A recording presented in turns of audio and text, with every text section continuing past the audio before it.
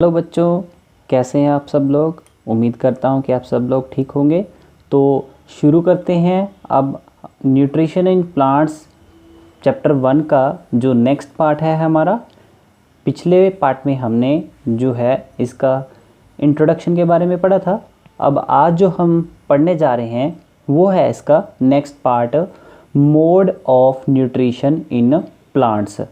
ठीक है, कि पादपों में जो है वो पोषण की विधि किस प्रकार से कार्य करती है। ठीक है जी। तो सभी बच्चे अपनी अपनी बुक्स अपने साथ में ले लीजिए और अपना चैप्टर नंबर 1 निकाल लीजिए। ठीक है, और मेरे साथ इस पैराग्राफ पर ध्यान दीजिएगा साथ साथ में सभी बच्चे। देखिए क्या है, plants are the only organism that can prepare food for themselves by using water, carbon dioxide and minerals.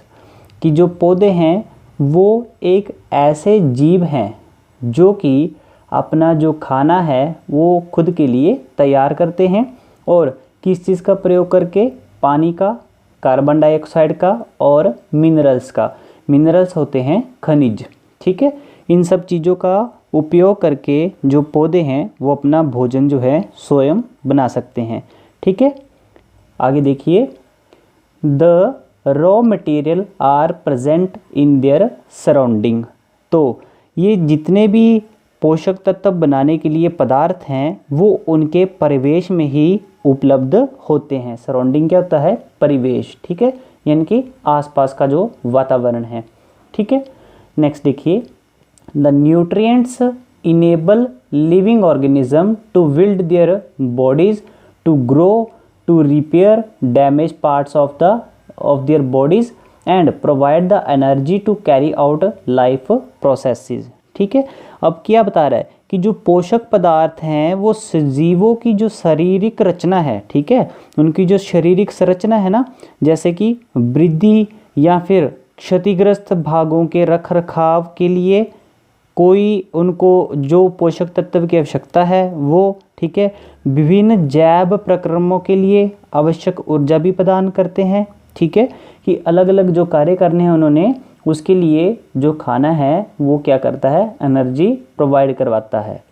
ठीक है, आगे देखिए, nutrition is the mode of taking food by an organism and its utilisation by the body.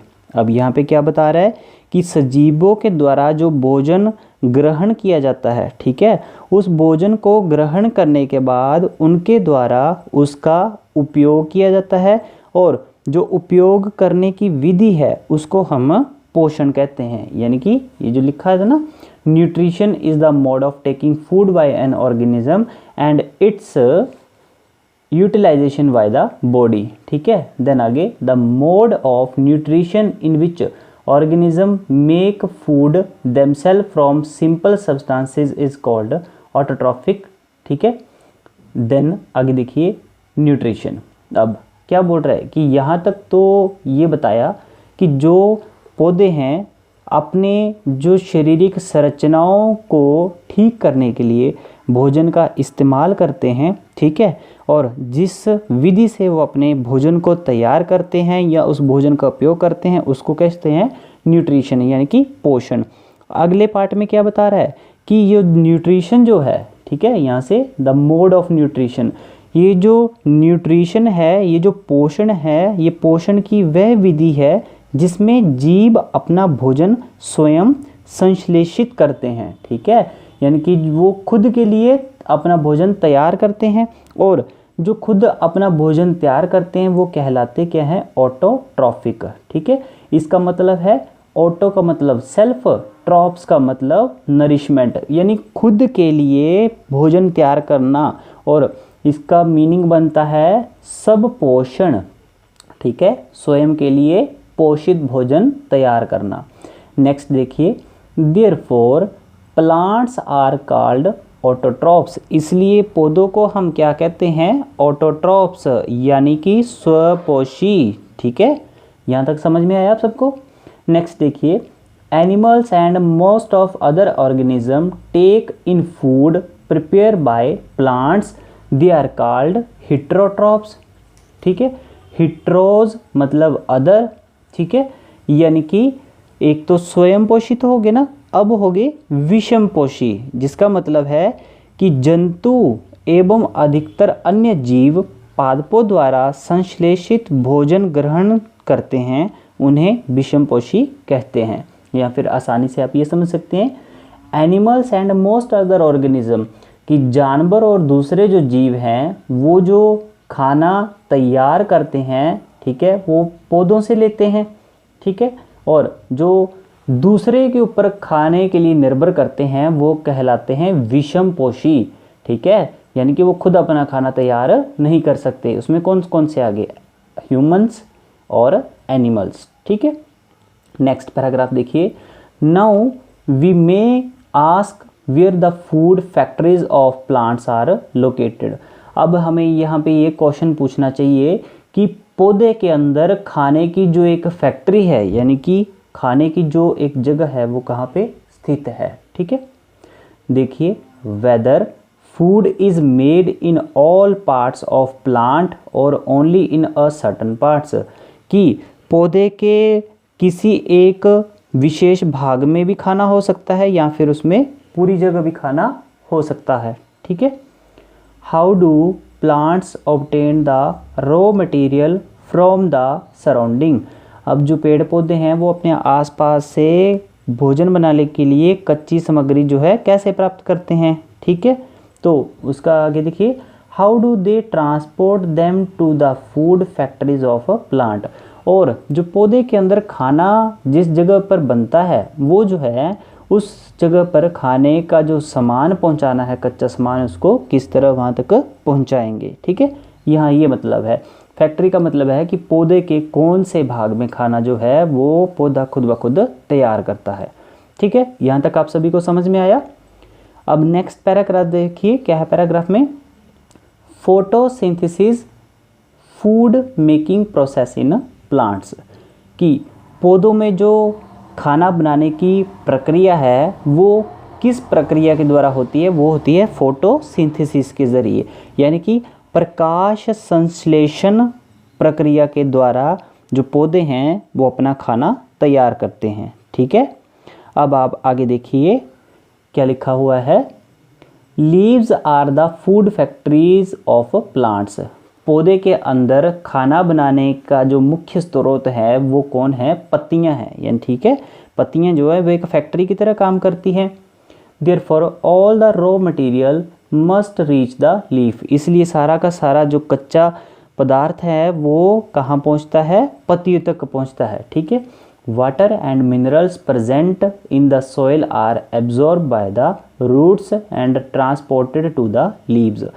मिट्टी से क्या होता है, पानी और खनिज जो है वो पौधे की जड़ें जो हैं वो मिट्टी में से उनको खींच लेती है और खींच के कहाँ तक पहुँचा देती है, पत्तियों तक। ठीक है, ट्रांसपोर्ट का मतलब होता है एक जगह से दूसरी जगह पर पहुँचाना।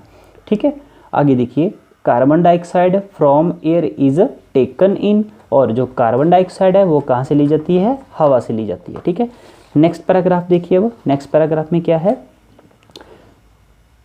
Through the टिनी pores present on the surface of leaves, यानी कि पत्ते का जो सरफेस है, यानी जो पत्ते का ऊपर का हिस्सा है, जब पत्ते की जो सतह होती है ऊपर, उसमें क्या होता है, छोटे छोटे छेद होते हैं। ठीक है, होल, यानी कि उनमें छोटे छोटे छेद होते हैं, उनके द्वारा हवा में उपस्थित कार्बन डाइऑक्साइड जो है, ठीक है, वो क्या करती है, पौधे के अंदर एंटर करती है। ठीक है, उस पौधे के अंदर जाती है। These pores are surrounded by guard cell, such pores are called stomata. क्या बोल रहा है कि ये जो पौधे के अंदर पत्तों में जो छोटे छोटे छेद होते हैं, ठीक है, उन छेदों को क्या कहते हैं, हम रंध्र कहते हैं। ठीक है, और जो ये रंध्र हैं इनमें क्या होता है, जो बाहर से हवा है वो पौधे के अंदर एंटर करती है। ठीक है, तो आगे क्या बता रहा है, the pores are surrounded by the guard cell, ये जो छोटे छोटे छेद हैं वो द्वार कोशिकाओं के द्वारा घिरे होते हैं। ठीक है, गार्ड सेल यानी कि जो द्वार पे सैनिक खड़े होते हैं ना, उनके द्वारा क्या किया होता है, ये छेद जो है घिरे हुए होते हैं, ठीक है। सच पोर्स आर कॉल्ड स्टोमेटा। तो इस तरह के छेदों को हम क्या कहते हैं, रंध्र कहते हैं, ठीक है। स्टोमेटा का मतलब है रंध्र, ठीक है। यहाँ तक सभी को समझ में आया। आगे देखिए, water and minerals are transported to the leaves by the vessel which run like pipes throughout the root, the stem, the branches and the leaves. अब क्या बोल रहा है कि जल और जो खनिज हैं, यानी कि पानी और खनिज जो हैं, वो इन वाहिकाओं के द्वारा क्या होता है, पत्तियों तक पहुंचता है। और ये जो वाहिकाएं हैं वो किसकी तरह होती हैं, नली की तरह, जैसे कि पाइप होती है ना, ठीक है। तो पाइप की तरह ये जो है बनी हुई होती हैं, ठीक है। वेसल, ठीक है, जो नलिकाएं हैं, vessels which run like pipe throughout the root. तो वो जो नली के समान उसके अंदर जड़ें रहती हैं पेड़ में, ठीक है। तो वो उन जड़ों में जाता है, उसकी टहनियों में जाता है, उसकी जो क्या कहते हैं वो है जड़ के बाद आप क्या बोल सकते हैं, तना हो गया, ठीक है। तने के ज़रिए जो पानी और खनिज है वो पेड़ के अंदर पहुंचता है, ठीक है। They form a continuous path और passages for the nutrient to reach the leaf. वो क्या करते हैं कि एक लगातार रास्ता प्रदान करते हैं पोषक तत्वों को पेड़ की पत्तियों तक पहुंचने के लिए। They are called vessels. उनको क्या बोलते हैं हम, वेसल्स, ठीक है। वेसल्स कहलाई जाती हैं वो।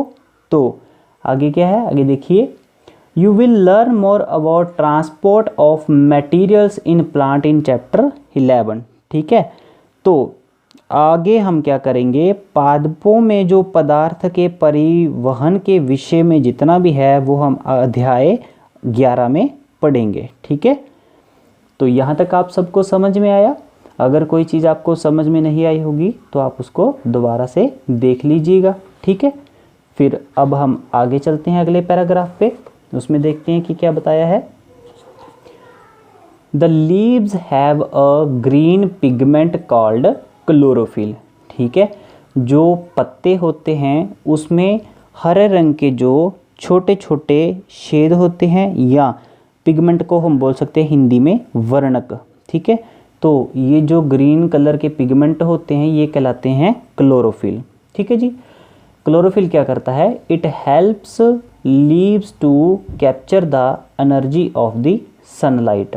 ये पत्ते क्या करते हैं, इस पत्ते में जो है सूर्य की जो रोशनी है वो एक एनर्जी बनाएगी, और वो एनर्जी जो है उस पत्ते के अंदर क्या हो जाएगी, स्टोर हो जाएगी। यहाँ पे वो एनर्जी वहाँ पे भर जाएगी, ठीक है। This energy is use to synthesise food from carbon dioxide and water. तो पत्ते में वो जो ऊर्जा जो है भंडारित हुई, या वो जो वहाँ पे जाके स्टोर हुई, वो क्या करेगी, खाना बनाएगी, किससे, कार्बन डाइऑक्साइड से और पानी से, ठीक है।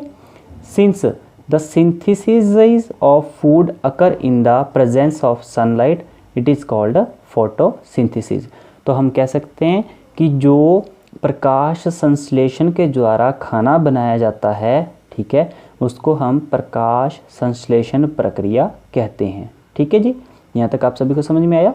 आगे देखिए, so we find that chlorophyll, sunlight, carbon dioxide and water are necessary to carry out the process of photosynthesis.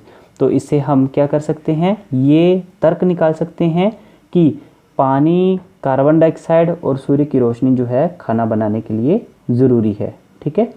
It is a unique process on the earth. धरती के ऊपर ये एक बहुत ही यूनिक प्रोसेस है, एकमात्र ऐसी प्रक्रिया है, ठीक है, जो कि पेड़ पौधों में पाई जाती है।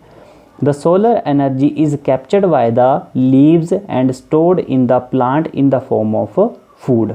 जो सूर्य की एनर्जी है, या सूर्य से जो ताकत आती है, ठीक है, सोलर एनर्जी, जो सूर्य से ऊर्जा आती है, वो जो है पत्तों के द्वारा अपने अंदर उसको कैद कर लिया जाता है, और उसके द्वारा क्या होता है, जो पेड़ है उन पत्तों से उन एनर्जी को लेकर अपना खाना तैयार करता है।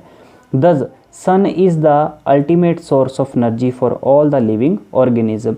इसलिए हम कह सकते हैं कि सूर्य जो है वो क्या है, एक ऐसा ऊर्जा का स्रोत है जिसके द्वारा जो जीवित चीज़ें हैं, ठीक है, वो क्या कर सकती हैं, अपने लिए अलग अलग तरह के कार्यों का प्रयोग कर सकती हैं या अलग अलग कार्यों को कर सकती हैं। जैसे पेड़ पौधे जो क्या करते हैं, खाना बना सकते हैं। ठीक है, तो आप सबको यहाँ तक अच्छी तरह से समझ आ गया होगा। तो आज का टॉपिक जो है हम यहाँ तक ही करेंगे। ठीक है, नेक्स्ट टॉपिक जो है आगे का जो बचा है वो हम जो है नेक्स्ट पार्ट में इसको कंप्लीट करेंगे। तब तक के लिए आप सबको गुड बाय। ठीक है, और आप सब अपना ध्यान रखिएगा।